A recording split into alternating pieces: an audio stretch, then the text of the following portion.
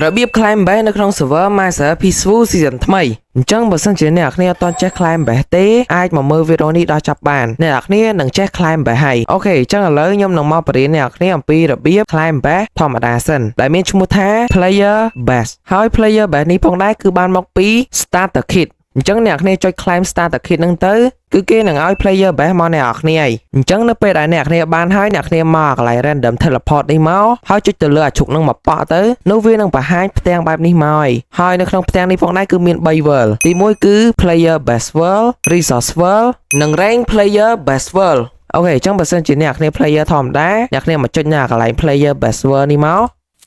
រួចចាំ5 second អញ្ចឹងគេនឹងនាំយើងមកដល់ world ដែលអាច climb base បានហើយឥឡូវខ្ញុំឧទាហរណ៍ថាខ្ញុំស្រឡាញ់នៅកន្លែងដីនេះហើយខ្ញុំចង់ climb base នៅកន្លែងដីហ្នឹងអញ្ចឹងទៅអញ្ចឹងអ្នកគ្នាយកអា player base world នេះមកហើយដាក់នៅកន្លែងហ្នឹងមកប៉ក់មក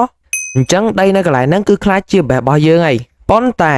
បើសិនជាអ្នកគ្នា climb base នៅកន្លែងហ្នឹងហើយអ្នកទាំងគ្នាចង់ដូរទីតាំង base របស់យើងអញ្ចឹងគួរធ្វើម៉េចអូខេអញ្ចឹងអ្នកគ្នាមកកន្លែង base របស់យើងហ្នឹងមកហើយអ្នកគ្នាចុច shift បន្ទាប់មកអ្នកគ្នាចុចវាយ base ហ្នឹងទៅ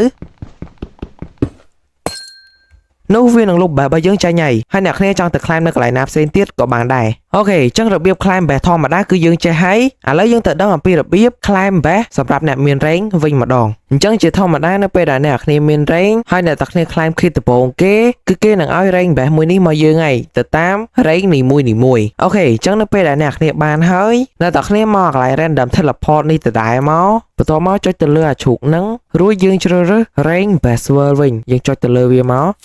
រួចចាំ5 second បន្ទាប់មកវានឹងនាំយើងមកដល់ world មួយដែលយើងអាច climb base បានហើយអូខេអញ្ចឹងឥឡូវខ្ញុំឧទាហរណ៍ថាខ្ញុំចង់ climb base នៅកន្លែងនេះមួយអញ្ចឹងអ្នកគ្នាគ្រាន់តែដាក់អា block base ហ្នឹងនៅកន្លែងហ្នឹងមកប៉ក់មកនោះដីនៅកន្លែងហ្នឹងខ្លាចជា base របស់យើងហើយប៉ុន្តែបើសិនជាអ្នកគ្នាចង់លុប base ហ្នឹងចោលវិញអ្នកគ្នាគ្រាន់តែមកនៅកន្លែង base របស់យើងហ្នឹងរួចអង្គុយចុះហើយអ្នកគ្នាវាយវាទៅអញ្ចឹងយើងអាចលុប base របស់យើងបានវិញហើយអ្នកគ្នាចង់ទៅ climb នៅកន្លែងណាផ្សេងក៏បានដែរអូខេអ្នកទាំងគ្នាចង់របៀប climb base ទាំង player ធម្មតានិង player ដែលមាន rank គឺមានតែប៉ុណ្្នឹងទេអញ្ចឹងបើសិនជាអ្នកគ្នាយល់អាច comment នៅខាងក្រោមប្រាប់ខ្ញុំម្នាក់មួយបានហើយវីដេអូរបស់យើងក៏មានតែប៉ុណ្្នឹងដែរអញ្ចឹងពីខ្ញុំបាទលីខាងសូមអរគុណនិងសូមគោរពលាជួបគ្នានៅវីដេអូក្រោយទៀត Bye bye and see you the next video